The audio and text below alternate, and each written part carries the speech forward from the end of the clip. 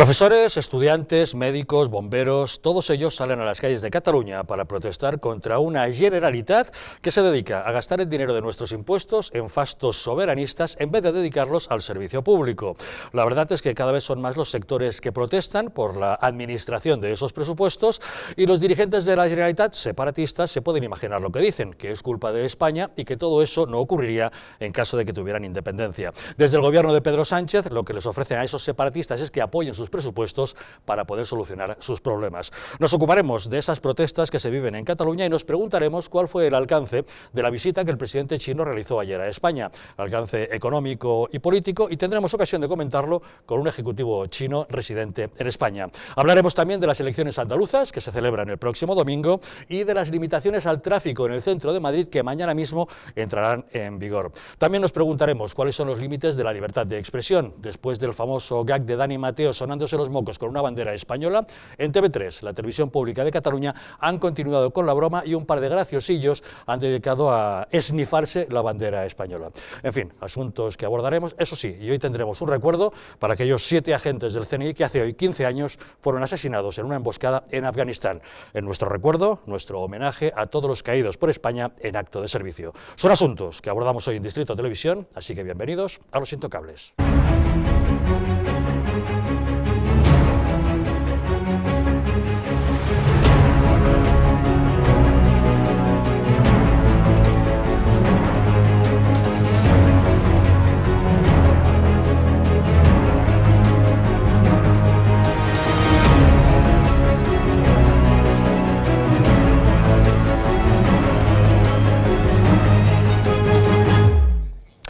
Muy buenas noches. Para analizar los asuntos que nos ocupan en la mesa de Los Intocables nos acompaña Rafael López Diéguez. ¿Qué tal? Muy buenas noches. Muy buenas noches, don Javier. Gracias por estar con nosotros. Gracias a vosotros. También Fran Trejo. ¿Qué tal? Muy buenas noches. Buenas noches, Javier. ¿Qué tal? También con nosotros hoy Tomás Aparicio, de UPyD, del Ayuntamiento de Las Rozas. ¿Qué tal, Tomás? De Las Rozas, concejal. Muy buenas. Gracias por estar con nosotros también. Y María Virginia Carballedo. ¿Qué tal? Muy buenas noches. Muchas gracias. Diputada del PP en la Asamblea de Madrid. Encantada de la Gracias invitación. por estar con nosotros.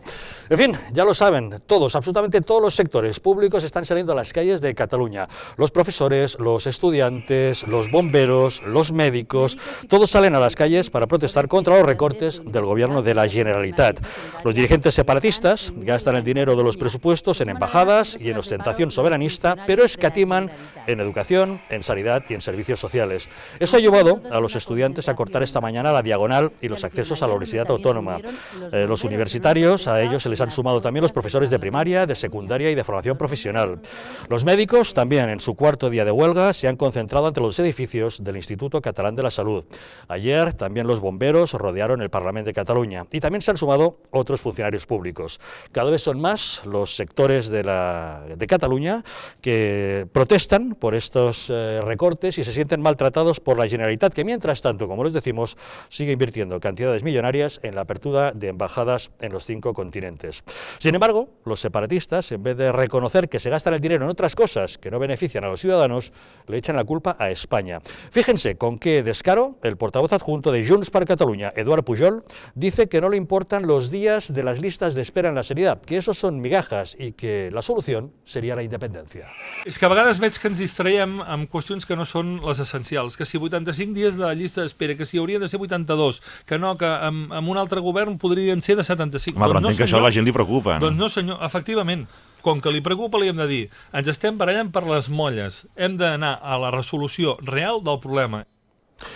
La consejera de Cultura de la Generalitat de Cataluña, Laura Borràs, también ha sido preguntada al respecto y en vez de reconocer que es una mala gestión por parte de la Generalitat, dice que todo el problema se debe a la infrafinanciación que recibe Cataluña. El Gobierno naturalmente está extraordinariamente preocupado por la situación de los profesionales que han trabajado siempre en una situación que, como venimos diciendo, en todos los ámbitos es de mucha precariedad. La situación general de infrafinanciación que tiene Cataluña en todos los ámbitos, naturalmente luego llega, ¿no?, a cada uno de estos sectores, sea educación, sea sanidad, sea Mossos o bombers. Y también se están haciendo todos los esfuerzos necesarios para poder llegar a acuerdos con los sindicatos y con estos colectivos. Y desde el gobierno de Pedro Sánchez, la vicepresidenta Carmen Calvo aprovecha el río revuelto para decir a los separatistas catalanes que apoyen sus presupuestos a cambio de que les puedan ellos resolver el problema. Como ven, más catalanes en la calle protestando por la mala gestión de los dirigentes de la Generalitat.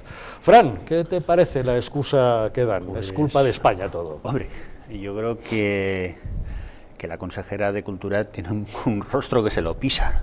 Precisamente la Consejería de Cultura de la Generalidad de Cataluña es la que más dinero ha manejado en estos últimos años, ¿no? Pero bajando a los hechos concretos que hemos vivido y estas manifestaciones, tenemos que poner encima de la mesa que Cataluña es la comunidad autónoma que más dinero recibe del Estado, que en estos momentos cuenta con una deuda de 70.000 millones de euros y creciendo. Y además es lógico que estén los médicos en huelga, los alumnos en huelgas y demás, porque en los últimos 8 años, si no recuerdo mal, me parece que han sido 1.000 millones menos lo que ha tenido cada año la sanidad pública catalana. 1.000 millones que han destinado a abrir embajadas, a propaganda política, a internacionalizar el secesionismo y el separatismo, y 1.000 millones que no han dedicado, por ejemplo, a lo que se jacta el gobierno de Sánchez y la vicepresidenta, ¿no?, de subir salarios mínimos o crear políticas sociales en Cataluña, ¿no? En los últimos 8 años, Cataluña ha perdido 2.000 sanitarios, más de 1.000 camas hospitalarias, se han cerrado quirófanos, es la comunidad en la que más se tarda en pagar a los proveedores y está casi a la cola de las comunidades autónomas en materia sanitaria. Así es, y es lo que te iba a comentar, el tema de los quirófanos, ¿no? Porque ahí estaba hablando Eduard Pujol y decía que a él le daba igual las listas de espera. Ojalá se ponga enfermo él o alguno de su familia, Dios no lo quiera. Pero que le toque esa lista de espera y entonces cuando lo sufra en sus propias carnes, pues probablemente piense de otra forma, ¿no? Al final, el tema catalán, independientemente de como dijo en su momento Belloc, o se resuelve por la justicia o por la Guardia Civil, tiene una resolución también bastante interesante y que la hemos visto estos días, y es la falta de economía, ¿no? Cuando no llega el dinero, la gente deja ya de salir a la calle, de protestar en defensa de unos intereses. ¿Por qué? Porque les tocan el bolsillo y se están dando cuenta de que aquí los que están ganando son más de lo mismo. Hemos conocido que la Generalidad ha hecho más de 750.000 contratos inferiores a 18.000 euros. Ojo, eso es una vía de escape bastante grande. Y en estudios como la situación armamentística de Cataluña en el año 2050. Pero bueno, vamos a ver, que la sociedad catalana despertó, está despierta, está harta y se está dando cuenta que le están tomando el pelo, ¿no? Entonces, una vez que tocas el bolsillo, estás más cerca de conseguir lo que Pues que lo tengan presente a la hora de votar. Rafael, ¿qué te parece? Bueno, vamos a ver, este es el inicio, es la punta de un iceberg, ¿no? Yo creo que realmente se va a ver y se va a poner en manifiesto en los próximos meses la gran crisis que va a sufrir el pueblo catalán como consecuencia de todos estos años de dejadez, de haberse centrado en una política absolutamente ficticia en el mundo de la ilusión de la independencia, que yo estoy convencido que nunca se alcanzará, desde luego por las vías legales. Y esto ha hecho una dejación de sus funciones el gobierno, unas dejaciones evidentes, ha centrado sus recursos en materias completamente ociosas, que no llegaban ni que la sociedad no palpa, el pueblo no palpa, ya sea en sanidad, ya sea en cultura, además, y esta es la punta de un iceberg. Yo coincido con Fran, cuando empiezan a tocar los bolsillos, cuando ya hoy han anunciado que va a haber un paquete impositivo, una reforma impositiva muy importante en Cataluña, partiendo de la premisa, que como tú bien sabes, Javier, que tú eres catalán, que estos movimientos, el movimiento independentista, está fundamentalmente apoyado o sustentado en esa burguesía cool catalana que apoya el independentismo y que habla en catalán porque es muy cool y cuando no habían hablado en su vida, ¿verdad? Bueno, pues cuando nos empieza a tocar el bolsillo, pues se verá evidentemente las consecuencias. Pero hay una cuestión muy importante que nadie dice, que es que tú te has referido, Fran, al tema de la deuda, pero es que la deuda es un total default, o sea, la deuda catalana, Cataluña no se puede financiar en los mercados, está a la altura, Modis la ha puesto a la altura de Bolivia, es decir, por lo tanto, es insostenible y no se puede financiar más que a costa de los préstamos que hace el Estado español. Si hoy siguen teniendo esa mala prestación sanitaria y esa mala prestación supuestamente también en educación, exclusivamente aun siendo mala, la pueden seguir manteniendo gracias a que el Estado español ha hecho una serie de préstamos en última instancia, préstamos de urgencia de miles de millones para cubrir los servicios públicos. Si no hubieran hecho esos préstamos el Gobierno de España, no tendría ni tan siquiera esos servicios mínimos que realmente no son los satisfactorios, no son los adecuados. Y partamos de una premisa en materia sanitaria: Cataluña, el número de camas, está en unos índices óptimos en relación a la OCDE, porque está en un número de camas. La OCDE establece 8 camas por cada 10.000 o 100.000, ahora no me acordáis, no se me pueden valer los números, pero vamos, sé que está un número muy bueno, pero no se pueden utilizar porque no hay recurso, no se puede abrir la cama porque no hay recurso para atenderlo, ¿no? Por lo tanto, obviamente, insisto, y como he empezado, esta es la punta del iceberg, va a empezar el programa social. Yo a los bomberos, que los quiero mucho y los aprecio mucho, los he visto en las manifestaciones del 1 de octubre y las manifestaciones proindependentistas tirándose a la calle a favor del independentismo, ya los veo intentando asaltar el Palacio de la Generalitat, porque ya no es un problema de independencia, sino de su bolsillo y de sus medios. Pues que sepan por culpa de quién es. Por cierto, que también queremos conocer su opinión, no dejen de mandarnos sus comentarios, pueden hacerlo a través de WhatsApp a este teléfono, al 669-728-673. Eugenia, ¿qué opinión te merece? Pues mira, yo te escuchaba muy al principio del arranque del programa, ligabas impuestos, la recaudación del dinero público, y a quién se dedica, y tú hablabas de fastos separatistas. Y efectivamente yo creo que has dado en el clavo, es decir, un gobierno autonómico tiene la potestad de marcar sus prioridades, y esas prioridades van íntimamente ligadas a en qué destinas el dinero público. Y aquí se ha dicho, es decir, la comunidad autónoma que menos invierte en sanidad es la catalana. No hay otra comunidad autónoma en este país que invierta menos en la sanidad de sus ciudadanos que la catalana. He marcado aquí 8.800 millones de euros. Esto es todo lo que da. Pero es que le pasa lo mismo en protección social. Está invirtiendo apenas un 7% del total. Le pasa lo mismo en educación. Con lo cual, me parece que esta es una sociedad, el reflejo, lo que estamos viendo esta semana, todas estas huelgas, estas manifestaciones que están, digamos, aclamando, ¿no?, al Parlamento de todos, a la Generalitat, que atiendan sus necesidades. Es una sociedad, creo, que ha estado adormecida hasta el día de ayer, antes de ayer, digamos, por esa entelequia que era la independencia, ¿no? La solución a los graves problemas que tenía, como todos, lo que es gestionar una comunidad autónoma, un ayuntamiento, los problemas que pudieran surgir, que afectan íntimamente a la vida de los ciudadanos, tenía una mágica solución, que era la independencia. Entonces todos miraban a ese Dios proveedor que iba a ser el separatismo, ¿no? Cuando nos separemos de España, victimismo, populismo, volvemos otra vez, ¿no?, a la fórmula esta mágica de nosotros somos víctimas de alguien y la solución fácil para todos los problemas es el independentismo. ¿Qué ha pasado? Pues que después del recorte profundos de Artur Mas del 2011, en el 12, bueno, empieza este proceso independentista fuertemente y se han estado parapetando, creo, ¿no?, los gestores, los sucesivos gobiernos autonómicos, parapetando tras ese proceso secesionista. En el año 2018 resulta que no hay independencia, los líderes están unos en la cárcel, otros huidos cobardemente fuera de España, y se han agudizado, por supuesto, pues esas muy graves carencias que uno además ve cuando uno va a Cataluña, cuando uno va a Barcelona. Lo que estamos viendo es una comunidad, una región que está, en fin, con unas carencias máximas y una falta de tono social, tono vital, tono empresarial, en fin, una degradación que da muchísima pena, ¿no? Porque yo creo que antes Cataluña había sido en tiempo a un referente, un motor de muchas cosas buenas que le pasaban a este país. Lo fue, sí. Lo fue y fue obra de todos, también, por supuesto, de los catalanes. En las Olimpiadas del 92 todo esto estaba en ebullición, ¿no?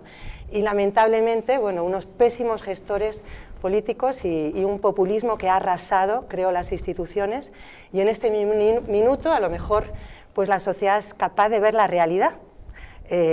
Y claman, digamos, a unos políticos que sencillamente, creo, Javier, les han engañado, les han tomado el pelo de una forma muy grosera. y han tocado pues ya la fibra de lo que es el bolsillo, el futuro de mis hijos. Habrá que ver con qué consecuencias. Veremos. Tomás, ¿qué te parece? Pues que esto casi podemos decir que se veía venir.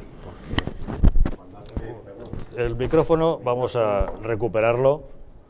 Cuando hace, bueno, los sujetos si queréis, cuando hace 2 años empezaba la efervescencia con el acelerón que da Artur Mas, porque ya, bueno, no olvidemos que todo esto lo acelera cuando empieza a haber, en fin, temas judiciales y tal. El problema del 3%, eso, ¿no? Es decir, ¿no? Entonces, bueno, aquí ¿qué no hago? Aquí hay que pegar un acelerón hacer?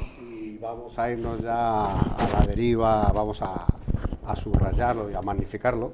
Y entonces se preguntaba, decía, oye, ¿y ustedes si son independientes? Da a la consejera de Hacienda y no te sabía explicar de dónde van a sacar el dinero, porque efectivamente, lo has dicho tú también, o sea, ellos dependen mucho de la financiación del Estado, como es normal, como todas las comunidades autónomas, y no sabía responder nunca, decir, bueno, ¿de dónde van a sacar ustedes el dinero? Y ahora, pues tenemos en la calle, decías, a los bomberos, tenemos los médicos, tenemos estudiantes. Los estudiantes están pagando casi el doble de las tasas universitarias que en la media española. A los universitarios se han sumado hoy los de educación primaria, secundaria y formación profesional. Todos los profesores que en fin, que de alguna manera colaboran en dar en contar la historia de aquella manera, pues también están viendo que dice, oiga, es que no me llega y no me van a pagar el sueldo. Y en septiembre anunciaban que en toda España se han recuperado ya a nivel sindical las pagas extras, todos los funcionarios del 13 y el 14 se congelaron en su momento, ya se han vuelto a pagar, menos en Cataluña. Entonces, hoy oíamos a Eduard Pujol, ayer, dice, bueno, es que no se habla de lo importante, se está hablando de si las listas de espera o sea, eso son del X o del X más. Hombre, eso no es importante, ¿a usted no le parece importante que los funcionarios, en fin, que no se paguen y que esté la gente, los empleados públicos en la calle? ¿No le parece a usted importante cómo gestiona Mi gran el dinero pregunta público? es, esto que dice Eduard Pujol y Laura Borràs, ¿la gente se lo sigue tragando? Es decir, no, es que esto es culpa de la infrafinanciación que nos viene de España, si tuviéramos independencia esto estaría resuelto, o ya se dan cuenta que estos caraduras están dilapidando su dinero en otras cosas y no gestionan bien. Yo pienso como tú, Javier, yo pienso que han colmado la paciencia, han llenado el vaso hasta arriba, se está empezando a desbordar, y piensan que son unos caraduras y que se les están tomando el pelo, ¿no? Es que al final es lo que yo decía antes, es el bolsillo. Te tocan el bolsillo y se acabó. Ven que se quedan sin las subidas anuales, porque claro, no olvidemos que los bomberos cobran del Estado o de alguna administración pública, los médicos cobran de administraciones públicas, los profesores de administraciones públicas. Claro, si les cortan el grifo, ellos no van a tener subida, ¿no? Los mismos alumnos que están pensando en subir un 30% más las tasas de matrícula. ¿Quién va a estudiar en Cataluña a este paso? ¿Va a estudiar el del bache? ¿El de las bestias? Pues probablemente. Yo quiero hacer una matización. No es que se le esté cortando el presupuesto en términos globales. No, para nada. Es que están redistribuyendo el presupuesto y dilapidando en acciones que nada tienen que ver con la acción social. Es decir, el presupuesto no está recortado. Lo que está recortado son partidas determinadas que las han usado para otros fines que no son los fines de carácter social. Entonces, claro, esto es lo que sí que va a percibir la gente, porque el bombero de 1986 era un bombero satisfecho. ¿Por qué el bombero del 2014, por decirlo de alguna forma, o el 90 o el 2000, por qué no está satisfecho? Por una razón. Porque es que su presupuesto sí se ha recortado, como se ha recortado en sanidad. Pero ¿a dónde se ha destinado ese fondo? No se ha disminuido el valor absoluto, ni tan siquiera, como bien se decía hace poco, o bueno, en otros medios, se ha inflacionado el presupuesto, se ha venido inflacionando. ¿Por qué no llega el presupuesto? No es que no llegue, es que se ha recortado y se ha destinado. Se ha hecho una realocación de gastos para fines que no son absolutamente espurios. Tienes toda la razón. Eso la gente sí lo va a detectar, porque el bombero que se ponía con los camiones de bomberos, las escaleras y la bandera independentista ese día, que vuelvo a repetir que aprecio mucho a los bomberos, ese bombero, cuando está ahora haciendo exactamente lo contrario, que es echándose encima del gobierno de la Generalitat, no le puede imputar la razón a España, porque antes, sin un problema independentista, vivían muy bien y tenían cubiertos sus servicios. Hoy no los tienen. ¿Por qué? ¿Dónde están sus fondos? Claro, porque pero Rafael, perdóname, es que precisamente lo que quieren estos señores son las mismas condiciones laborales que tiene la TV3. porque la TV3 es un instrumento fundamental en este proyecto xenófobo y supremacista que es el proyecto independentista, el Procés. Quieren cobrar y quieren las condiciones laborales que tiene la TV3 y que por supuesto no tienen los médicos, ni los profesores, ni los bomberos, no, pero es que es menos importante para el gobierno de Torra, etcétera, y los de antes, Artur Mas incluido, es mucho menos importante todos estos ámbitos de la educación, de la sanidad, que todo lo que concierne al proyecto separatista. Y la TV3, por supuesto, es que ahí se dilapidan millones de euros, como en toda esa campaña internacional en contra de España y a favor de una Cataluña inexistente, del Estado catalán. Es que mantener las embajadas abiertas es un dineral todo ese personal. Es que no es mantener, es que es ampliar la red de delegaciones regionales que tiene Cataluña fuera de España. No tiene fin esto. Perdonar que subraye lo que has dicho tú al principio, que decías, dentro de la competencia de un gobierno, sea local o sea autonómico, está el decidir en qué destinas tu dinero. Y los que estamos en ese ejercicio de la administración pública, no es fácil, una vez que cierras un presupuesto y hay que negociar y tal, no es fácil luego hacer modificaciones de crédito y saber dónde van, etcétera, etcétera. Bueno, aquí ya no hablo de embajadas más o menos, hablo de cosas de estos 2 años. O sea, aquí hay gente que se está gastando dinero en ir a ver a Puigdemont, están gastando dinero en el alquiler de donde viva Puigdemont, están gastando dinero en la campaña mediática que se hizo en Europa y tal, están gastando dinero en ver a la cárcel a los que están allí detenidos y tal. Entonces, oiga, ese dinero de alguna partida tiene que estar saliendo. Y no está muy claro de qué partida está saliendo y si está saliendo de una partida transparente, desde luego lo están quitando de otra. Muy transparente, muy están quitando de otra. Seguro que no puede ser. Pero es que además, fíjate, que esto que está a nivel de funcionarios ahora, el funcionario es el primero, digamos, en la escalafón, ¿no? Pero cuando a ti la sanidad en fin, no es una sanidad que preste los servicios necesarios, el paso siguiente que se produce es que hay un encarecimiento de los seguros privados, que por lo tanto ya va directamente al bolsillo del particular.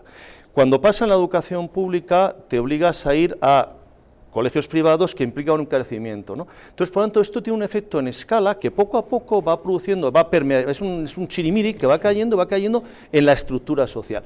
Y llegará ese burgués cool que ha apoyado tanto y esos empresarios que han apoyado tanto, cuando les llegue los pactos o el paquete que quieren sacar fiscal, que afecta al tramo autonómico, que ya verás tú la risa que les van a dar a todos estos que van con el lacito amarillo, con lo que son custodio de sus dineros, señores burgueses, empresarios catalanes que nos vean, y les toquen el bolsillo y les pongan 4 puntos más en el tramo autonómico, o les pongan en el tramo autonómico del impuesto, en fin, ya veremos cómo pasa esto. Y esto se va a producir, por insisto, el funcionariado siempre es el primer nivel de escalafón, ¿de acuerdo? Pero a partir de ahí, cuando eso falla, va fallando poco a poco todo, y es permeable, y todas las capas son permeables.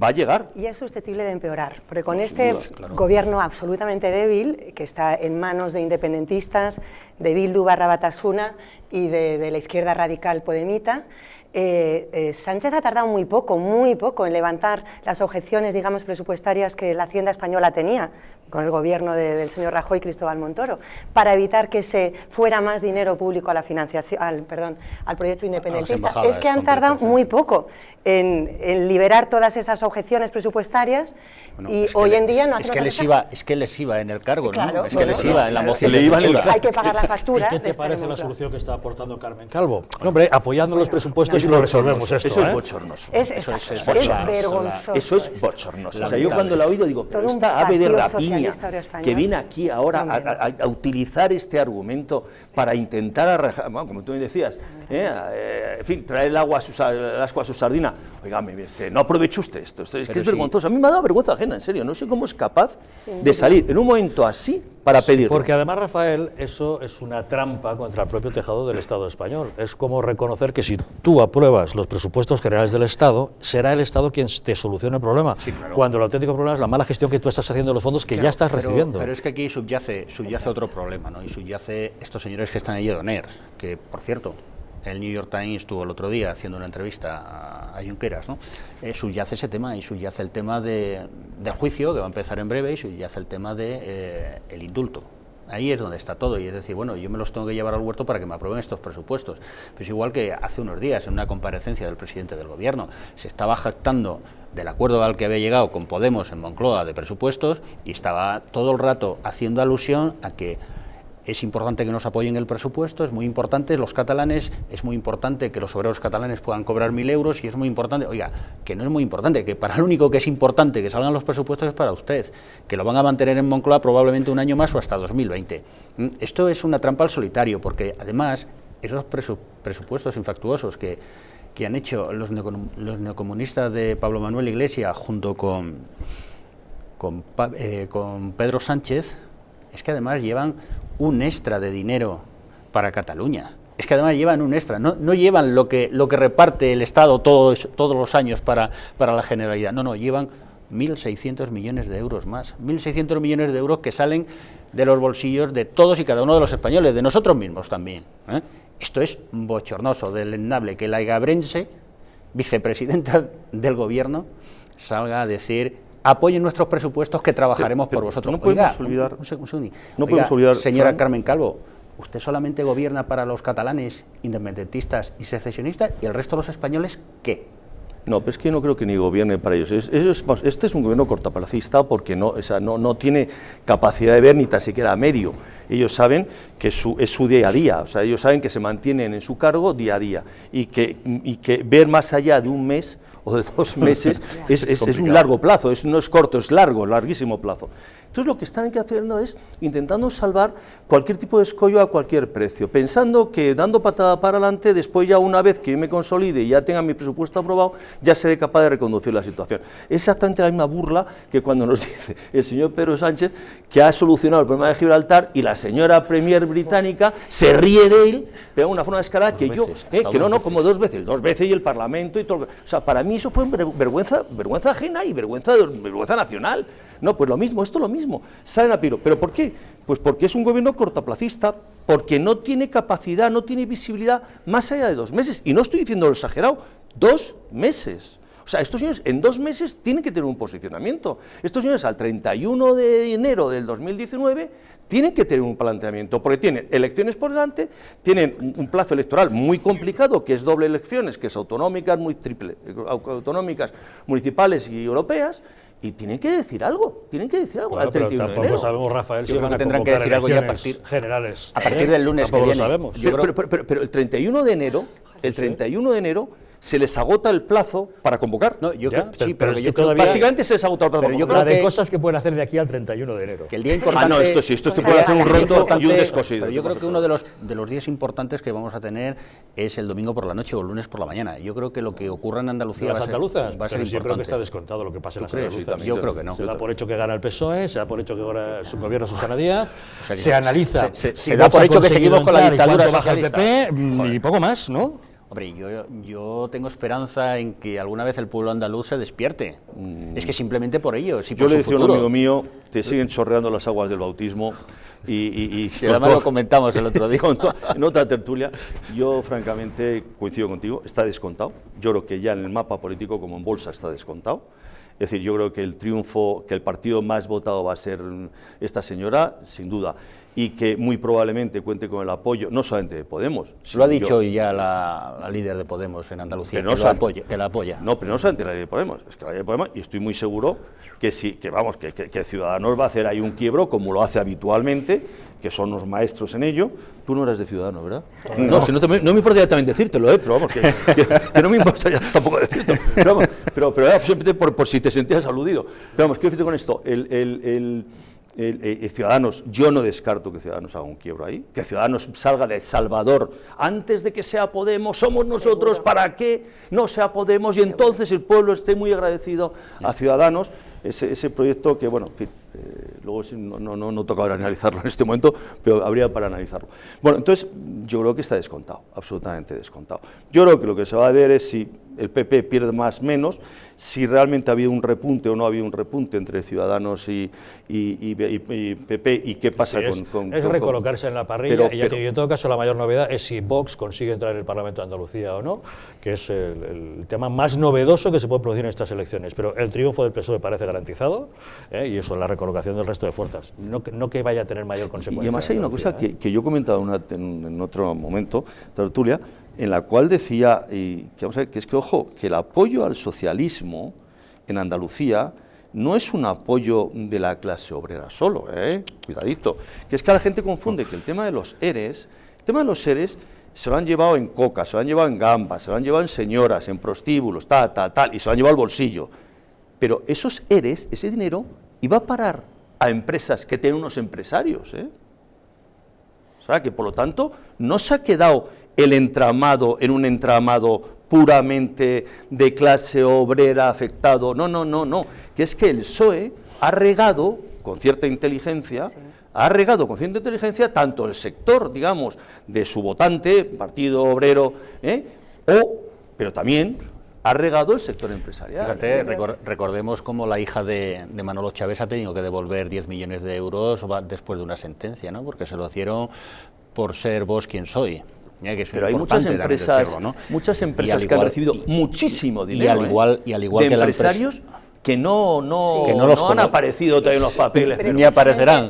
Y precisamente toda esta forma de gestionar, ¿no? Saltándose todo tipo de ética o de moral pública a la hora de gestionar el dinero que es de todos, como decía Carmen Calvo, ¿no? El dinero público no es de nadie, por supuesto, claro. El dinero público es de todos, y quizá esa mala manera, ¿no?, de gestionar y recursos públicos está explicando hoy que Andalucía tenga el paro que tiene, la educación, la sanidad y esos servicios públicos que yo tengo que decir, vienen muchos a Madrid a conocer cómo trabajamos aquí, cómo trabaja, por ejemplo, el 112, el centro de emergencias de la Comunidad de Madrid, cómo hemos implantado aquí la educación bilingüe en los institutos, en los colegios madrileños. Quiero decir, me parece que los andaluces en algún momento han de reflexionar bien qué calidad de vida tienen ellos, qué transporte público tienen ellos.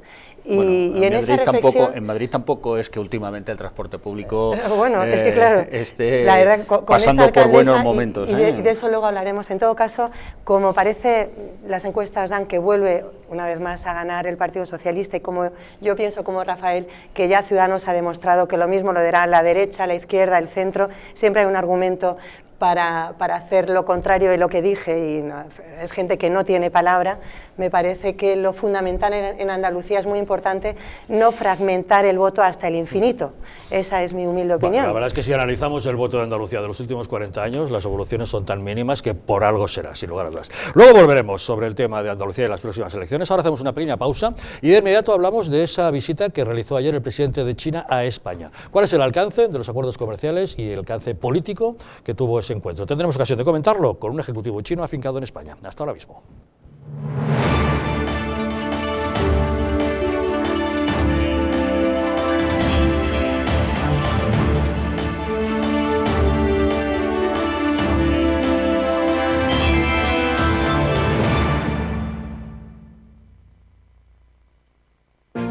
Hay vidas que dan vida.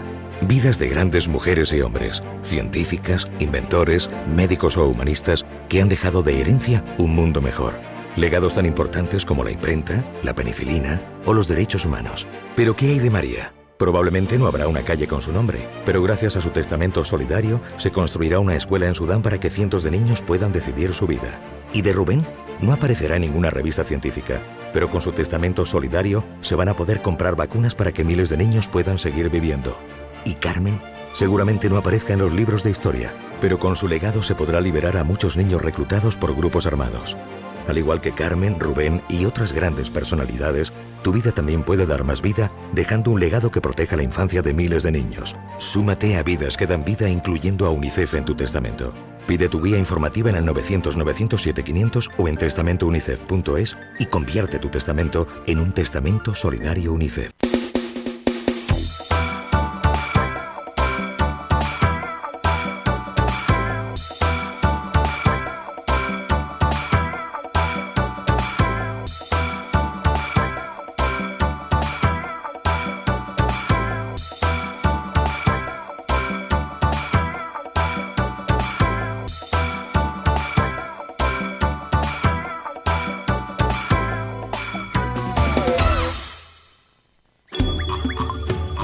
ahora que lo compartimos todo, podemos compartir mucho más.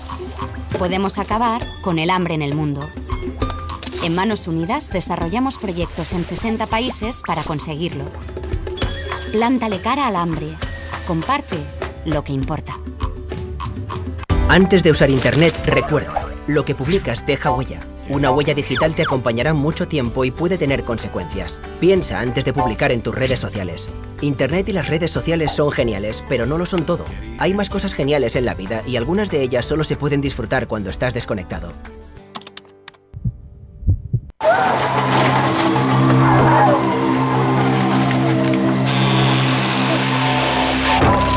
En un accidente de tráfico, ¿quién prefieres ser?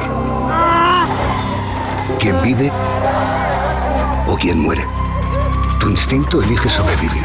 Pero veamos, tienes fractura de fémur, 2 costillas rotas y muchas contusiones. Tendrán que operarte, ponerte 2 pernos en el hueso y tomarás muchas medicinas para soportar el dolor. Un dolor que será más grande en el momento que descubras a un policía judicial a los pies de tu cama.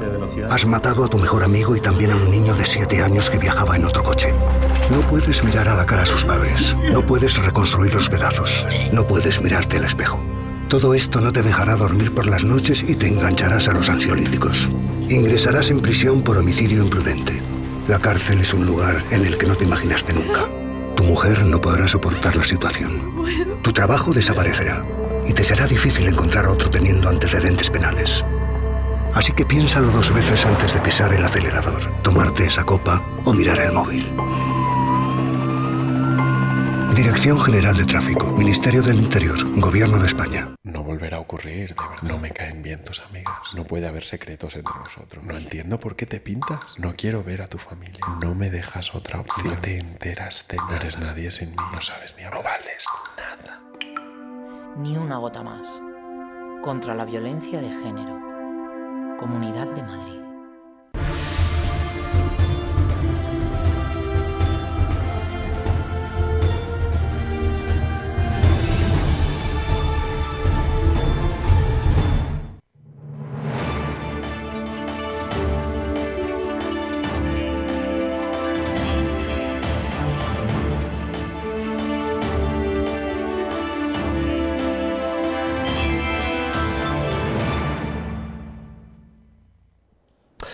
España y China han relanzado su relación estratégica. La visita ayer del presidente de China a España, Xi Jinping, se ha zanjado con la firma de varios acuerdos comerciales, culturales e institucionales, entre ellos un protocolo para ampliar la exportación de uva de mesa y carne porcina. Sin embargo, España no se suma por el momento a la nueva Ruta de la Seda, una iniciativa que debería unir a Europa y Asia. Para analizar el alcance de la visita del presidente chino tenemos comunicación con un ejecutivo chino afincado en España. Se trata de Dawei Ding, él es presidente consejero delegado de China FM, la única emisora en chino mandarín que existe en nuestro país. Dawei Ding, muy buenas noches. ¿Qué tal, Javier? Muy buenas noches. Cuéntenos, ¿cuál es la valoración que hace usted de la visita de Xi Jinping ayer a España? La valoración es muy positiva, muy fructífera, esta visita que ha hecho el presidente Xi Jinping de Estado a España después de 13 años.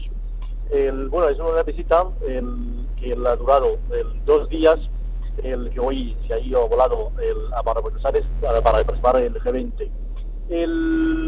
Como bien ha dicho, que se han firmado múltiples acuerdos que abarcan distintos sectores, de cultura, el turismo, el comercio y de otros temas, por ejemplo, también de cómo ayudar que el español sea más por ese aprendido para mucha más gente. Y concretamente a la ruta de seda, que en la declaración conjunta de ambos gobiernos, España manifiesta de que apoyan también la iniciativa de la ruta de seda porque valoran de que es una iniciativa que ayuda mucho para el multilateralismo y la coordinación del todo el mundo. Para la ruta de seda, el expresidente Mariano Rajoy estuvo en la cumbre de los líderes mundiales de la ruta de seda, y España también es el miembro fundador del Banco de Inversión e Infraestructura de Asia. Entonces, que las cooperaciones en cuanto a la ruta de seda desde España y China ya ha empezado desde años. y seguramente en el futuro se puede concretar muchas más cosas, aunque no se han firmado algún memorándum independiente sobre este tema. Señor Ding, ¿cómo podríamos definir qué es exactamente esta nueva ruta de la seda y por qué España ha decidido por el momento no sumarse a las inversiones correspondientes? España no es que ha decidido no sumarse. España ha manifestado de que la seda es una iniciativa positiva para el mundo. No solamente no se ha firmado un memorándum independiente. La ruta de la seda, mira, se trata de una iniciativa que han planteado el presidente Jinping hace 5 años. Para buscar abrir más puertas de apertura con más países. ¿Por qué? Porque China no quiere concentrar sus negocios con algunos países concretos, quiere hacer negocios y ofrecer oportunidades de inversiones para todo el mundo. Pero hay algunos países por situación propia, que también tal vez no tiene tantos recursos, capacidad para poder hacer suficientes inversiones o negocios, entonces China puede ayudar o dar unas situaciones con medidas favorecidas para estos países. Se ha podido unir las fuerzas de muchísimas bases para fundar el Banco de Inversión e Infraestructura de Asia. España es miembro fundador de ese banco y seguramente se puede hacer muchas más cosas entre España y China y entre China y con muchos más países, obviamente. En el mundo occidental tenemos el concepto de que China es una dictadura comunista. ¿Cómo está cambiando la nueva China en la era de Xi Jinping? Estos días estoy hablando mucho con los medios españoles. Mira, China, cada país tiene su propia situación. China es un país de 1.400 millones de personas, es un país de 56 etnias, es un país que hasta el siglo XIX todavía estaba el sistema feudal. Que después pasaron muchas cosas en la historia reciente de China, ha sido semicolonizado, pero las peleas para la independencia de China nunca han paralizado. Después de la Segunda Guerra Mundial, el pueblo chino ha elegido su propio camino, que es el camino socialista. Pero el camino socialista con una característica china. Eso significa que el modelo de crecimiento económico de China y el modelo político de China es algo ha elegido el propio pueblo. Que eso es lo más importante. Obviamente hay valores universales, como democracia y libertad, son valorados en todo el mundo. Pero la percepción o por entendimiento qué es libertad, qué es democracia, puede ser diferentes por cada pueblo, debido a su historia, a sus costumbres, sus culturas. Y para el pueblo chino, y para mí concretamente, por ejemplo, que la mayor democracia es para que todo el mundo pueda tener comida y pueda vivir dignamente. Y todavía China, por ejemplo, sigue siendo un país en vía de desarrollo, tenemos 40 millones de personas que están en pobreza, y eso es el desafío número 1, tenemos que sacar a estas personas de pobreza y poder hacer a la gente vivir mejor. Un último detalle, Dao Wei. Usted como promotor de la única emisora en chino mandarín que existe en España, ¿cómo definiría la integración de la población china que vive en España?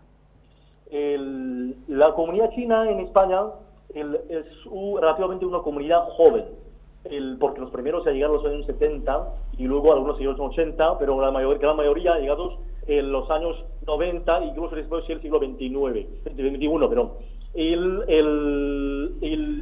Debido a la barrera lingüística, barrera cultural, la comunidad china se ha podido desarrollar bien sus negocios, pero que la integración, digamos, a las culturas ha sido bastante desafío para ellos.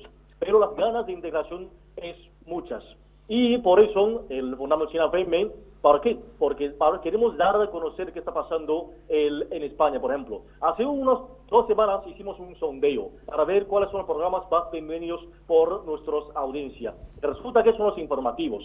¿Por qué? Porque los chinos quieren saber qué está pasando en el país, en la ciudad, en el barrio donde ellos se sirven, para saber qué está pasando, para que puedan entender mejor del país, de la sociedad española. Y seguimos trabajando para que esto, integración, puede ser un poquito más acelerada, seguramente que eso es la ganas de toda la comunidad. Dou Weijing, presidente consejero delegado de China FM, muchas gracias por atender la llamada de Distrito Televisión. Muchísimas gracias. Hasta luego, muy buenas noches. No sé si os merece algún comentario el tema de la visita del presidente chino a España. A ver, a mí el hecho de que se haya profundizado en determinados acuerdos económicos me parece bien, es lo que se ha conocido, pero yo creo que se nos ha escapado algo bastante importante en estos días de la visita de Xi Jinping, ¿no? Y yo creo que el tema viene más bien por la deuda, es decir, a finales de este año y principios del próximo año, la Unión Europea va a dejar de emitir deuda, es decir, de financiar de determinada forma algunos países, y España necesita todos los años una media de 60 a 70 mil millones de euros extras para confinanciar la deuda y los presupuestos generales del Estado, con lo cual yo creo que hay una variante muy importante que no se nos ha dado a conocer de esta visita y que hay que tenerla en cuenta. Rafael. Bueno, o sea, me dejáis empezar por la anécdota. Yo estoy sumamente cabreado con la visita de este señor. Vaya por eso, a ver, ¿qué te ha dicho? Primero, porque todo el despliegue tiene de coches, autobuses... Te pilló un atasco ayer, ¿no? No, me reventaron la puerta trasera izquierda, o sea, no un atasco. Se llevaron por delante mi puerta trasera izquierda, con lo cual, primer cabreo, motivo de cabreo.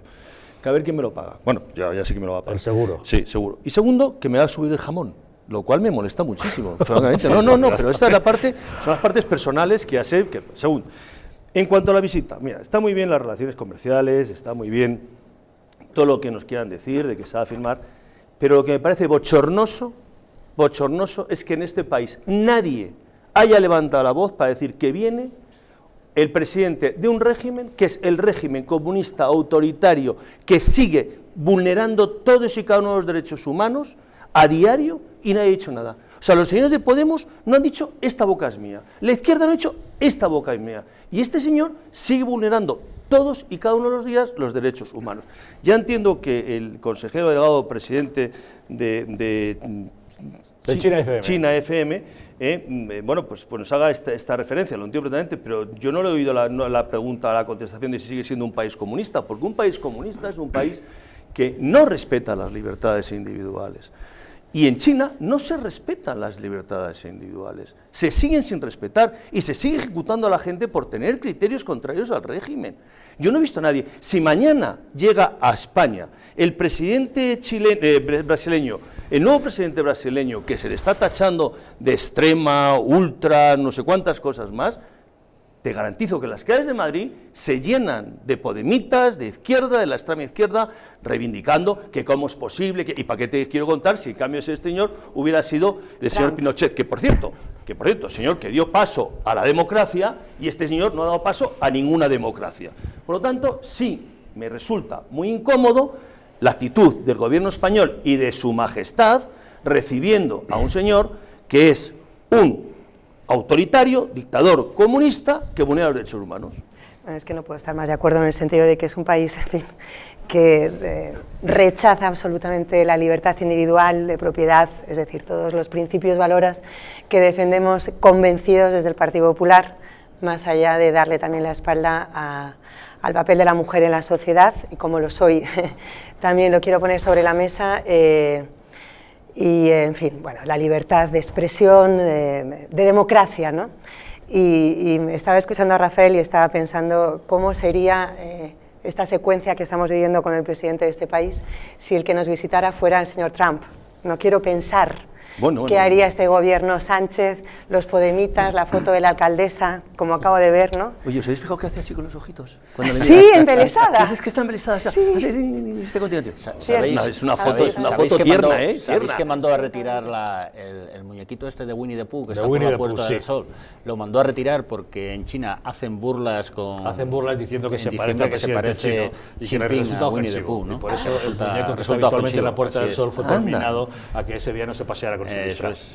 No, que me parece que, en fin, aparte de las anécdotas de si hace ojitos o no, yo creo que es cierto que aquí nos han querido explicar, decía, es un país, hay apertura, va a ser, en fin, un socialista elegido pueblo democráticamente, etcétera. Hombre, Internet está capado allí, o sea, lo que decía Eugenia, en fin, habría que ver esas elecciones democráticas de cómo se eligen. Yo creo que realmente sigue siendo un país comunista, pero que de repente las élites han virado hacia un capitalismo salvaje, pero el salvaje que es el que no se preocupa de qué viene detrás, o sea, qué vas dejando detrás en esa apertura de mercados, de negocios, bollantes para una élite. Bueno, a lo mejor esa élite son 1 millón, 2 millones, 10 millones, puede ser. 300 millones. Una élite de muchos millones, comparada con nuestras élites, pero que esta preocupación dice, no, pero tengo 40 millones en la pobreza. Bueno, eso es de lo que de verdad va a repercutir, va a haber un retorno social de esos beneficios que pueda sacar esa élite. Yo he estado 15 días en China, ahí ves gente con mucho dinero y con mucho lujo, ves muchos Ferraris, con mucho Jaguar y mucho Ferrari, y con mucho lujo y tiendas de super lujo, y luego sales a la vuelta de la esquina y estás en un país medieval. Es decir, que ojo, que estas aperturas no agranden esa brecha social en el propio país. Pero el capitalismo de Estado y el poder de las élites es muy propio de los países comunistas. En Cuba la élite es una élite riquísima, o sea, no es una élite quería pobre. acabar con lo del jamón, que a mí también me gusta. No, cabreadísimo. Que dice, no, que lo que se ha firmado de exportar es superior a lo que podemos producir. ¿Cómo valoráis la entrada del mercado español en un mercado como el chino de 1.400 millones de consumidores? Hombre, yo creo que vamos a necesitar 7 o 8 Españas para producir jamón a un precio debidamente... No lo tomes esto en broma, que es un tema muy gordo, para mí gravísimo. Como para que se pueda exportar, pero vamos, también se han hecho exportaciones desde otro punto de vista, porque lo que se han exportado años atrás han sido cochinas ibéricas, y que están teniendo allí las crías y se está haciendo jamón, o también se ha exportado el aceite de oliva, pero no se ha exportado el aceite como tal, sino se han exportado grandes plantaciones de olivos, es decir, hay multitud de empresarios andaluces que han sembrado miles y miles y miles de hectáreas en la China agrícola para producir aceite de oliva. Ese tipo de cosas no se dicen o pasan más inadvertidas, ¿no? Yo lo que creo que estos días sí que podemos criticar lo que estaba comentando Rafael aquí hace un momentito de la visita de Xi Jinping, y más, sobre todo cuando tenemos un presidente del gobierno que no para de meterse aquí con Franco y todo lo que representa Franco para España. Se va el tío a rendirle homenaje a Mohamed V y posteriormente a Fidel Castro, y ahora se hace una foto con Xi Jinping. Yo creo que eso hay que decirlo, y hay que decir todo lo que decía Rafael, que yo estoy de acuerdo con él, pero también hay que decir lo que yo venía a decir, mal que nos pese, China es un operador económico importante en el mundo. China controla y en este momento más de la mitad y el equilibrio con Estados Unidos, más de la mitad de la deuda de los Estados Unidos. China me parece que tiene también 400.000 millones de euros de la deuda española, con lo cual mal que nos pese, Islandia lo compró. Por eso, mal que nos pese, tenemos que hacer negocio con ellos, porque al final no deja de ser el papá que te da el dinerillo del fin de semana. Bueno, pues ahí queda esa visita del presidente chino a España, que para muchos fue fundamentalmente un problema de circulación en Madrid debido a los atascos que se organizaron al tener que cortar varias calles para que pasase esa inmensa comitiva. Volvemos a asuntos españoles. Hoy el presidente del Partido Popular, Pablo Casado, ha reconocido que fue un error pactar con el Partido Socialista la composición del Consejo General del Poder Judicial. En una entrevista en Es Radio, Casado ha dicho que con el gobierno de Pedro Sánchez no se puede pactar absolutamente nada. Los que se proponían, pero a mí lo que me garantizaban es que era un gran jurista y es una persona que iba a defender los intereses del Poder Judicial frente a los independentistas. El día que anunciaron y que filtraron a la prensa, 15 minutos después de que él saliera del despacho del ministro de Justicia, de la ministra de Justicia, que era la persona elegida para presidir el Consejo, me di cuenta de que no se podía pactar con ese gobierno. Y si tardé 7 días en romper el acuerdo fue para no perjudicar a ese cambio. Bueno, y eso es lo que se ha comentado. La verdad es que fue muy criticado este acuerdo que se hizo entre el PP y el PSOE del Consejo General del Poder Judicial, que se dijo que, bueno, que se seguía como siempre y que finalmente se rompió. ¿Qué opinión os merece? Pues lo que le he dicho antes a Fran, eso quiere decir que a don Pablo Casado, su presidente, doña Eugenia, le chorrean las aguas del bautismo también. También le chorrean las aguas del bautismo. ¿Pecó de inocencia, quiere usted decir? No, pecó de inocencia. Yo creo que ya rozando unos límites, que lo primero que hace llegando al poder sea pactar una cosa tan importante y tan relevante como es el Poder Judicial, cuando además hemos oído la necesidad de independencia del Poder Judicial respecto del Legislativo, y se siente a los 2 meses de haber llegado a la presidencia, a los 3 meses de haber llegado a la presidencia del Partido Popular, se siente a pactar una cuestión de estas magnitudes, cuando además es un gobierno que es que no tiene ni la legitimación de pedir nada, porque es un gobierno de golpe de Estado, es un gobierno que realmente es un ocupa. Y por lo tanto, yo es que en el caso del señor Casado, pero insisto, en el señor Casado hay muchas diferencias, es que no le daba ningún tipo de legitimidad, no le otorgaba ningún tipo de legitimidad y, por supuesto, si no le otorgo legitimidad, no le reconozco, y si no le reconozco, no pacto. A ver, Eugenia, ¿qué te parece? Bueno, aquí lo que ha ocurrido, yo creo que además él lo ha contado muy bien, el asunto es que el 4 de agosto lo que recibe es una carta al presidente del Consejo General del Poder Judicial que le hace ver que hay unos plazos que caducan, los marca la Constitución y la propia Ley Orgánica del Poder Judicial, con lo cual del 4 de agosto al 4 de diciembre ha de quedar renovada, digamos, ese importante órgano de gobierno de jueces y magistrados, ¿no? Pensemos además que en breves fechas y felizmente, como acabó la instrucción, pues tendremos el muy importante para este país, el muy importante juicio del proceso independentista supremacista catalán. De modo que, bueno, yo entiendo que mi presidente, el presidente del Partido Popular, don Pablo Casado, se ve en la tesitura de lo aplazo sine die, con lo cual el Consejo General del Poder Judicial, con importantísimas funciones, queda interino. Hubiera habido, según, un enorme reproche social, mediático, porque al final lo que está pasando es que no estás cumpliendo la ley, en el fondo.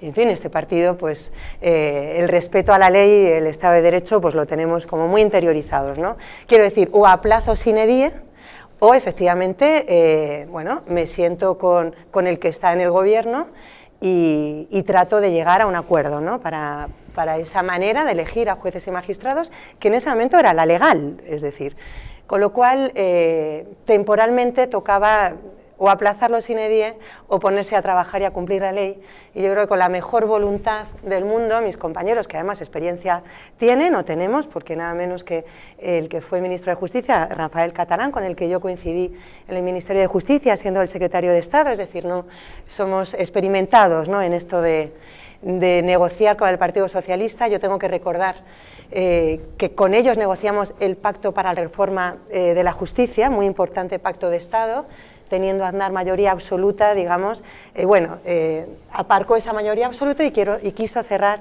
un pacto de Estado con el Partido Socialista, entendiendo la justicia como política de Estado. Y en este caso, digo, con la mejor voluntad y guiados, creo, por evitar esa interinidad del Consejo y afrontar entonces ese importante proceso en estas condiciones, se sentaron con el Partido Socialista Obrero Español y efectivamente pues la puñalada trapera ha sido colosal. No, Eugenia, discúlpame, colosal.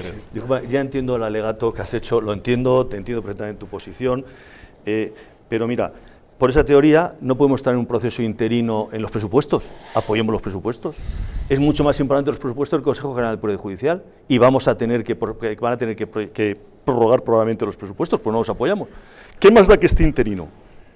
¿Por qué pactas cuando sabes que te van a cambiar la sala de la sala segunda? ¿Por qué pactas?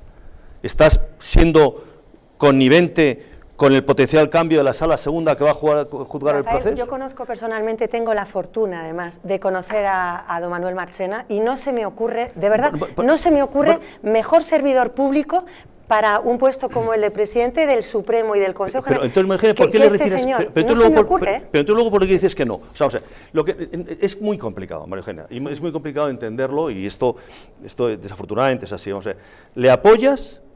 Hay una campaña mediática fuertísima a razón del famoso WhatsApp que sale por allí, le retiras el apoyo. Oye, mira, si era bueno y no le retiras el apoyo. Si no era bueno, no solo puedes volver a retirar por una cuestión política, porque era bueno técnicamente. Por lo tanto, y además, ¿qué más da que esté interino? Pues es que esté interino, si interino van a estar los presupuestos. Si interino va a estar, vamos a no apoyar, espero que no apoyes los presupuestos y van a quedar en prórroga. Pues lo mismo el Consejo General Judicial, que no sería la primera vez. Que no sería la primera vez. Que ha habido muchísimos procesos interinos. Hemos reconocido que ha sido un error el intentarlo, el intentar cumplir la ley y el intentar evitar esa interinidad. Bueno, lo puedo decir yo, porque además lo ha dicho Pablo Casado esta mañana y porque creo que es hombre honesto y cuando él cree que no ha tomado la decisión más acertada, pues lo ha dicho y así lo ha querido decir. Y además él la dijo a los 15 minutos, en cuanto filtraron el nombre del que iba a ser el presidente del Supremo, era obvio que ahí la intención del PP y del Partido Socialista eran radicalmente distintos. Es decir, el Partido Socialista negociando dijo sí a la propuesta del Partido Popular, Marchena, presidente del Supremo Consejo General del Poder Judicial, pero no le querían, obviamente, no le querían porque lo ha dicho él, a los 15 minutos ya lo estabas filtrando, ya le estabas quemando, ya le estabas poniendo todo el foco mediático, y ahí el presidente entendió error. ¿Por qué te sientas a negociar con un Ocupa? A ver, yo entiendo, hombre, que Eugenia defienda lógicamente la postura del Partido Popular, pero realmente él dice, a los 15 minutos de salir me doy cuenta, hombre, haberte dado 15 minutos antes de entrar, porque estabas pidiendo la dimisión de esa ministra en los medios de comunicación el día antes y esa mañana y la semana antes, por las relaciones de la ministra con otras circunstancias. Entonces, hombre, si te sientas a negociar con la persona que tú no le estás dando credibilidad, la estás poniendo al pie de los caballos, pues no parece muy coherente que vayas con ella a negociar. Y luego, además, no ha salido en el corte suyo, pero parece ser que incluso está volviendo a esas tesis que yo comparto, porque son de UPyD, el decir, bueno, que se vuelva a la fórmula constitucional de cómo elegirlos y tal. Y bueno, con lo cual le veo un poco bandazos. También en Andalucía hace nada está diciendo, no, que la sanidad vuelva a ser competencia del Estado. Hombre, bienvenido al club, o sea, pero me parece que también está, en fin, como un poquito poco centrado, diría. Sí, como San Pablo, como se cae del caballo, rectifica, es verdad lo que ha dicho María Eugenia, eso le honra, ha dicho y ha reconocido que se ha equivocado, pero oye, no estamos para muchas equivocaciones. Es que con este juego ha dimitido Marchena. Con este juego, todos decís, soy Marchena maravilloso, pero ha tenido que dimitir por esta jugada entre PP y PSOE. Tiene razón, no estamos para, y menos cuando con las cosas de comer, ¿no? Y la justicia lo es, con lo cual, después de reconocer ese horror y de dejar, es decir, levantarse de la mesa y decir, yo con estos señores no puedo llegar a acuerdo alguno porque no son leales, no juegan con mis mismas cartas, a continuación en el Senado hemos registrado una enmienda y efectivamente nos vamos a la fórmula antes de Felipe González, ¿no? Como estabas, a la del 93, pues claro. 12 elegidos por jueces y magistrados y los otros 8 juristas de reconocimiento legislativo. Pero ¿por qué no introducirse una en el Senado, que es la que pide todo el pueblo español y pedimos todos los juristas, que es que no haya ninguno designado por el Poder Legislativo y el Poder Político? ¿Por qué?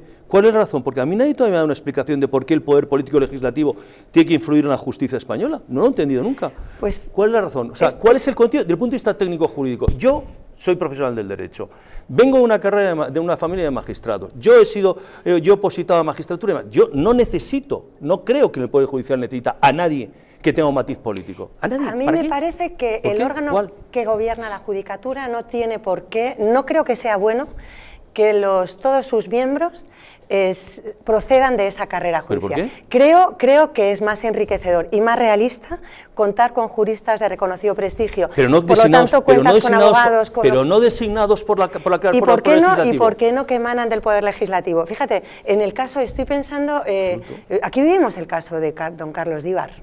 Fue sangrante lo que ocurrió. No sé si os acordáis, la guerra fratricida también entre las propias asociaciones. Es decir, de verdad, puedo hacerte un argumentario a favor de lo que tú me dices, pero me sale más extenso a favor de que ese órgano sea mixto, en el bien entendido que la mayoría la van a elegir la propia judicatura y la magistratura, esos 12. Es decir, está equilibrado en este sentido. Mira, fíjate, en este país hemos conocido muy diversas fórmulas, y yo trabajé en el Pacto de Estado para la Reforma de la Justicia, y ahí hicimos lo que pudimos también con el Partido Socialista, a la hora para poder cerrar aquel pacto, ¿no? que era bien ambicioso. Hemos pasado por todo tipo de fórmulas, y quizá ahora, reflexionando yo personalmente, sí estoy en la línea del presidente, recuperar la fórmula de 12-8, creo que es bueno que participen. ¿Tú sabes que hay quórums que no se superan con los 8? ¿A qué te refieres con que hay quórums que no se pueden sacar con el 2. O sea, 12 y 8 son 20, pero 10 con 11 no hay posibilidad en algunas materias de sacar el quórum adelante. Es necesaria la participación del órgano político, del designado políticamente. Vamos a ver, a mí me parece muy bien que haya ingenieros industriales, si tú quieres, arquitectos o médicos en el Consejo General del Poder Judicial que pueden aportar y pueden dar su criterio forense, desde el punto de vista abogados, médico. Derecho constitucional. Pero designados por la propia magistratura.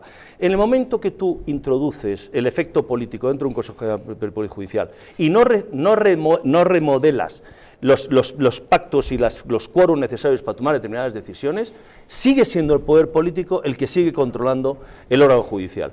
Y esto es inadmisible, es una intromisión total y absolutamente inadmisible. Yo no quiero, y trabajo como jurista, que un político intervenga en la vida judicial. Yo me fío de mis magistrados. Pero es que no va a intervenir. Parece que designación parece que ese órgano... Designación de los miembros de la sala. Designación de los miembros de las salas. Presidentes de salas. Bueno, y la prueba está es que ver el ponente, esa fórmula se ha la utilizado... Audiencia Nacional para la segunda pieza de la Gürtel, el juez Andreu. Vamos a ver, más que un juez y un magistrado, es un comisario político. Es que al final tenemos a jueces políticos y políticos jueces que sí que deciden en la vida de la justicia y en la vida de los españoles y en la vida de las asociaciones y en la vida de los partidos. Si la experiencia la tenéis vosotros mismos con el juez de Prada. El juez de Prada que iba a ir también como vocal en el acuerdo de Pablo Iglesias, de Pablo Casado con el Partido Socialista. ¿Y qué ha hecho el juez de Prada? Pues su labor de comisario político. Pues, pero eso va a pasar lo mismo con un consejo elegido por y para los 20, o sea... Lo mismo, ese perfil de juez o de magistrado. No, porque tiene que haber algo que pueden meter la propia asociación en ese Consejo General del Poder Judicial. No te quito la razón, María Eugenia, pero con una diferencia. Que si el Consejo General del Poder Judicial, en su faceta inspectora, detecta que el juez Prada actúa de una forma que no es de total y absoluta independencia, el Consejo General del Poder Judicial lo puede tirar abajo, mientras que sea un órgano controlado por unos medios políticos, no le echas abajo. Vamos a ver, no nos olvidemos una cosa, el Consejo General del Poder Judicial tiene unas funciones fundamentales en las decisiones vitales de este país. Designación de jefes y presidentes de sala, designación de magistrados en puestos muy relevantes, en juzgados muy relevantes, que son juzgados especiales y no los ordinarios, ¿verdad?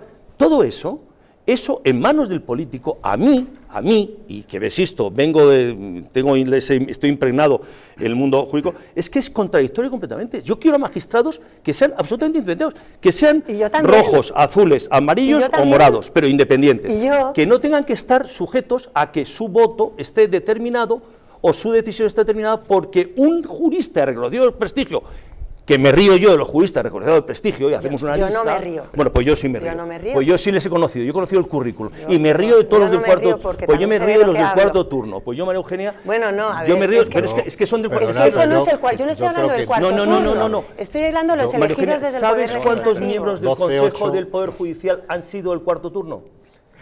Oye, que yo no estoy a favor del Primero, cuarto turno. 12-8, que yo soy del Partido Popular. Ni de los jueces de distrito de Zapatero, tampoco estoy de acuerdo. Sí, pero vamos a ver. Segundo, el Parlamento. Por favor. Al final termina decidiendo la gente. A ver, Tomás, ¿qué ibas a decir? El Parlamento es la representatividad de la soberanía nacional. Entonces iba a haber 8 elegidos por el Parlamento, los otros 12 no son elegidos por el Parlamento. O sea, por lo tanto, no es la gran mayoría política la que decide los jueces. Entonces, yo creo que sí que tiene que tener la soberanía nacional también papel en la decisión cuando se nombra. Es que los jueces luego los jueces lo más antidemocrático. Si me hablas del presidente del aparte que está en la Constitución, será muy antidemocrático, pero está en la Constitución. Es que los jueces, bueno, claro. Si para ti la Constitución es antidemocrática, es que los jueces yo estoy de acuerdo con lo que dice Rafael y que tienen que ser totalmente independientes, porque yo también. Además de los 8 que elige la soberanía popular representada en el Congreso, los otros 12 los elige el Consejo General del Poder Judicial, pero están adscritos a asociaciones, de izquierda, están adscritos a asociaciones de derecha. Y luego tenemos los problemas como con el caso de la sentencia de actos jurídicos documentados, que el mismo presidente del Supremo dice que sea el legislador y llega aquí nuestro presidente del gobierno y dice ahora legislo yo porque me sale a mí de las mismísimas. Y si eso no es una intervención política en la justicia, que venga Dios y lo vea. Pero vamos, es que no podemos estar vendidos a ese tipo de decisiones. Yo quiero negar la mayor. Vamos a ver. Para que un Estado sea, y discrepo de lo que dice la Constitución en ese sentido, totalmente, y además de un punto de vista técnico-jurídico, para que un Estado sea democrático, el Estado el legislativo, el Poder Legislativo, tiene que estar sometido a la dirección que establece el Poder Judicial en los desmanes o en los que puede cometer.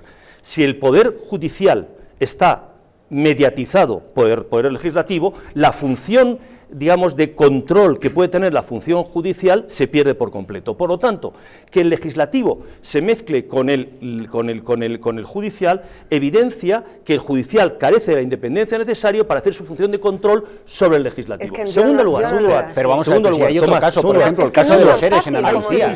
Hay decisiones... El político levanta el teléfono y da instrucciones porque hace un año la Cámara completa te eligió a ti en vez de a otro. Hombre, que no, es que no funciona así, que las cosas no son así. Mira, yo he tenido experiencias, lo siento, afortunadamente, las cosas con el no son PP así. gobernando, de casos concretos, en casos que se han expedientado jueces, se han levantado y los miembros políticos del Consejo General del Poder Judicial han votado en contra por razones políticas, cuando desde el punto de vista técnico-jurídico era correcto y el Supremo lo ha tenido que tirar abajo. Y me estoy refiriendo en las inhabilitaciones de jueces como el juez Serrano de Sevilla o el juez Fermín No te van a Caramita. gustar todas las decisiones que tome el Consejo General, no te van a gustar, pero vamos, rechazo la idea frontal. Yo sé quién votó en contra, yo sé que los técnicos sí, jurídicos... no sé de qué caso hablas. María Eugenia, María Eugenia, en los temas... Lo desconozco. Tú te vas a mirar quién votó en los temas políticos... Pero el corporativismo tampoco no creo que sea bueno, verdaderamente, te digo.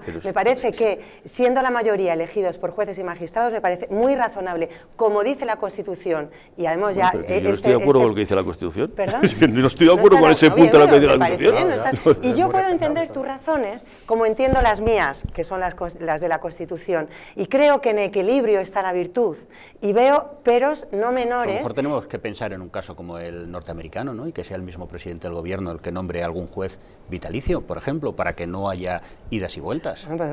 Bien, le damos, claro, pero eso le tenemos que dar la vuelta a todo, entonces. Hombre, pero es que no meter si le vamos a dar la vuelta a todo, queremos volver no, yo no a lo doy anterior, la vuelta a nada. No, lo digo por lo que ha dicho Pablo Casado esta mañana. Sí. Queremos volver al 93. A la fórmula constitucional. Ciudadanos parece que también está de acuerdo. Oye, pues vamos a buscar la fórmula más eficiente, que tenemos que modificar la Constitución porque vamos a generar un Consejo General del Poder Judicial mucho más independiente y mucho mejor para todos. Pues vayamos a ello, pero hagámoslo. Pero si lo que vamos a hacer es un Consejo General del Poder Judicial o unos jueces, o vamos a tener una justicia, en todo caso, politizada, porque es que aquí, si tiras de la hemeroteca, te vas a los grandes casos, ¿y qué es lo que ves? ¿Qué vemos en los seres? La fiscal general del Estado, María José Segarra, hasta hace 2 días en Andalucía, ¿qué es lo que está haciendo con los seres? Yo no sé qué pasa en Andalucía, pero en el Partido Popular te digo que las instrucciones... Pero te he puesto otros 2 ejemplos antes, aquí, sobre la mesa, y te pongo este. Te voy a decir, al final, son políticos los que están tomando decisiones judiciales, y yo, cuando me veo enfrente de un juez, o cualquiera ciudadano, yo no me siento a gusto, porque no sé cómo me van a juzgar. Pero es que más por esa teoría, porque también defendemos, y también defendéis el nombramiento del fiscal. Me parece que estáis diciendo cosas muy gruesas contra el Poder Judicial, muy gruesas que no comparto. Pero, María Eugenia, yo llevo 39 años ejerciendo de la profesión, como de la profesión. Ahora, te garantizo que desde hace muchos años no creo en la justicia. Eso te lo digo, y llevo 39 años ejerciendo. Te lo noto, que no llevo crees en la 39, o sea, que no soy un chaval que empezó a hacer la impresión de que era partidario. Lo intuyo. A ver, Tomás, ¿se va a añadir algo? Por favor, uno que no se os oye a todos. A ver. No, es que yo no me siento tranquilo cuando me van a aplicar justicia, me siento ante un juez porque está politizado. Hombre, no estamos hablando de que estas decisiones lleguen al juez de un juzgado normal y corriente que te puede juzgar en un expediente, en fin, en un caso laboral, en un caso de los juzgados de todos los días, que son miles en España. No está entrando ahí el poder político al juez de instrucción de un expediente de un comercial o lo que sea. ¿No? En fin, estamos hablando del Consejo del Poder Judicial, que tiene unas competencias concretas, pero no está entrando al ciudadano. ¿Quién nombra a los decanos? ¿Quién nombra a los decanos? ¿Quién nombra a los decanos? A mí me está repercutiendo, por ejemplo, cuando se intenta manipular al Tribunal Supremo de Justicia para que ponga en libertad a los políticos presos. Ojo, a mí me está repercutiendo como ciudadano, porque estoy viendo que no están haciendo las cosas como deben de estar.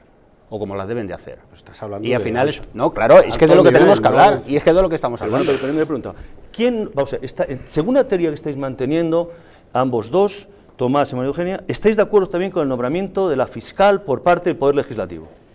Está bien. O sea, la defensora de orden público también es nombrada por el Legislativo. Eso es puramente democrático. ¿Me queréis convencer de que es un hecho claramente democrático que el Poder Judicial esté intervenido con el Consejo del Poder Judicial y con la Fiscalía por No te voy a convencer de nada porque estás en tu rincón. Estás en tu rincón y no vas a salir de tu rincón. Oye, no, es que vivo de eso. Por eso será tu experiencia y entonces tienes una visión demasiado distorsionada. Igual estás demasiado metido en la mismidad de los 40 años de práctica y a lo mejor por ahí, porque si también me vas a cuestionar que la Fiscalía General del Estado, es decir, que la política criminal obviamente ha de seguir o ha de emanar evidentemente de lo que es... Yo ya sé por qué no voto al Partido Popular. ¿Pero quién nombra a la Fiscal General del Estado? Es que yo de verdad... ¿Quién nombra a la Fiscal General del Estado, el Gobierno? Que me justifiquéis que la Fiscalía... También me justifiquéis que la Fiscalía tiene que emanar del orden legislativo y por lo tanto la defensora del orden público tiene que atender las instrucciones, porque es jerárquico. Tiene que atender las decisiones. El cuerpo fiscal es jerárquico, ¿vale? El simario judicial tiene un principio de autonomía distinto, pero el fiscal no.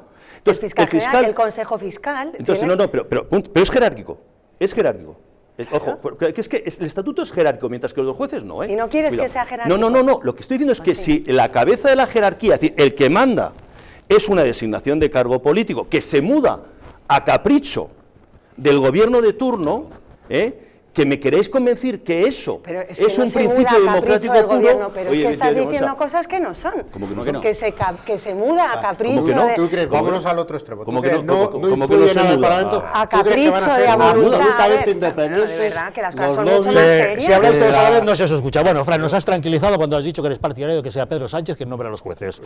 Nos has tranquilizado enormemente. No llegaba a decir eso aún. Sí, has dicho que al modelo de Estados Unidos, que los nombra presidente y de por vida. Bueno, bastante hace Pedro Sánchez nombrando a los ministros. Por cierto, la noticia de hoy es que no hay ningún ministro nuevo salpicado por ningún escándalo, con lo cual la lista de ayer nos sigue valiendo. Como saben, son varios. El último que se incorporó fue Josep Borrell, con el famoso tema de la información privilegiada, por el motivo por el cual ha sido sancionado por el Consejo del Mercado de Valores, por esos 30.000 euros por vender acciones de Abengoa cuando tuvo información privilegiada. Y se viene a sumar, bueno, ya Máxim Huerta y Carmen Montón ya saben que están descontados porque ya dimitieron en su momento. Pues seguimos teniendo en la lista los de siempre: Dolores Delgado, Nadia Calviño, Pedro Duque, María Jesús Montero, Isabel Cela. Y la noticia de hoy es que no hay ningún ministro nuevo que se nos sume a la lista de escándalos. Con lo cual, pequeña pausa y volvemos de inmediato.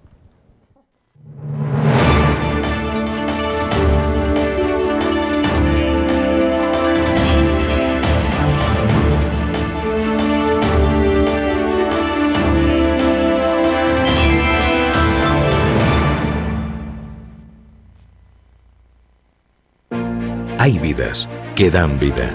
Vidas de grandes mujeres y hombres, científicas, inventores, médicos o humanistas que han dejado de herencia un mundo mejor. Legados tan importantes como la imprenta, la penicilina o los derechos humanos. ¿Pero qué hay de María? Probablemente no habrá una calle con su nombre, pero gracias a su testamento solidario se construirá una escuela en Sudán para que cientos de niños puedan decidir su vida. ¿Y de Rubén? No aparecerá en ninguna revista científica, pero con su testamento solidario se van a poder comprar vacunas para que miles de niños puedan seguir viviendo. ¿Y Carmen? Seguramente no aparezca en los libros de historia, pero con su legado se podrá liberar a muchos niños reclutados por grupos armados. Al igual que Carmen, Rubén y otras grandes personalidades, tu vida también puede dar más vida dejando un legado que proteja la infancia de miles de niños. Súmate a Vidas que dan vida incluyendo a UNICEF en tu testamento. Pide tu guía informativa en el 900-900-7500 o en testamentounicef.es y convierte tu testamento en un testamento solidario UNICEF.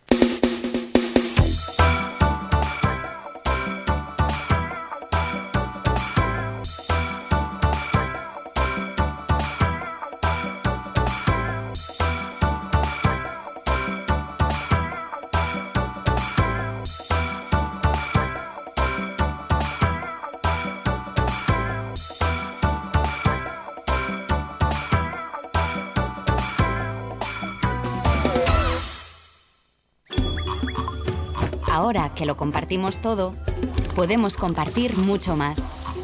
Podemos acabar con el hambre en el mundo. En Manos Unidas desarrollamos proyectos en 60 países para conseguirlo. Plántale cara al hambre. Comparte lo que importa. Antes de usar Internet, recuerda, no solo es culpable el que envía una foto o vídeo riéndose de un compañero, sino también todos los que lo reenvían o hacen comentarios. Se llama acoso y es un delito. Apretar el botón de reenviar es fácil, piénsalo antes de hacerlo. Nunca participes en un acoso y no te calles, debes contarlo.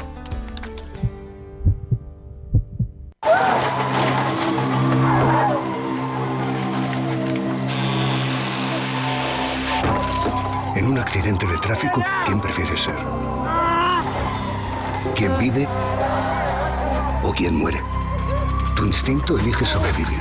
Pero veamos, tienes fractura de fémur, 2 costillas rotas y muchas contusiones. Tendrán que operarte, ponerte 2 pernos en el hueso y tomarás muchas medicinas para soportar el dolor. Un dolor que será más grande en el momento que descubras a un policía judicial a los pies de tu cama. Has matado a tu mejor amigo y también a un niño de 7 años que viajaba en otro coche. No puedes mirar a la cara a sus padres. No puedes reconstruir los pedazos. No puedes mirarte al espejo. Todo esto no te dejará dormir por las noches y te engancharás a los ansiolíticos. Ingresarás en prisión por homicidio imprudente. La cárcel es un lugar en el que no te imaginaste nunca. Tu mujer no podrá soportar la situación. Tu trabajo desaparecerá y te será difícil encontrar otro teniendo antecedentes penales. Así que piénsalo 2 veces antes de pisar el acelerador, tomarte esa copa o mirar el móvil. Dirección General de Tráfico, Ministerio del Interior, Gobierno de España. No volverá a ocurrir, de verdad. No me caen bien tus amigas. No puede haber secretos entre nosotros. No entiendo por qué te pintas. No quiero ver a tu familia. No me dejas otra opción. No te enteras de nada. No eres nadie sin mí. No sabes ni hablar. No vales nada. Ni una gota más. Contra la violencia de género. Comunidad de Madrid.